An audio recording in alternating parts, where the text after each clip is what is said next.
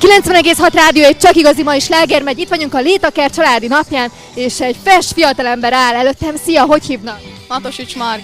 Szia! És mi ott csinálsz te ma itt? Áruld el nekem. Hát ma jöttünk a PVSK csúdó szakosztályával egy ilyen bemutatóra, és hát igen, mi még itt maradtunk. Milyen bemutatót tartottatok? Áruld el nekem. Először is úgy üdvözöltük egymást, ugye meghajoltunk, utána pedig így egy gyors bemelegítés után megmutattuk az eséseket, utána pedig így mindenki páronként így eljött, ledobálta a másikat, utána jöttek a gyerekek, ők is kipróbálták a sportot, és utána pedig meghajoltunk ismét, és elbúcsúztunk.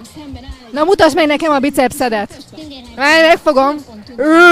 De kemény. Itt a rádió hallgatók, nem mondom, hogy olyan kemény bicepszet fogtam, hogy ez valami eszméletlen. Na jól van, itt zajlik a rádió egy élő kívánságműsora, és amit te szeretnél hallani tőlünk, az Pitbull és Chris Brown közös felvétele, az International Love. Kinek küldöd? Hát a PVSK csúdó szakosztályának, az Árpád Fejedelem Gimnázium 7. osztályának és mindenkinek, aki szereti.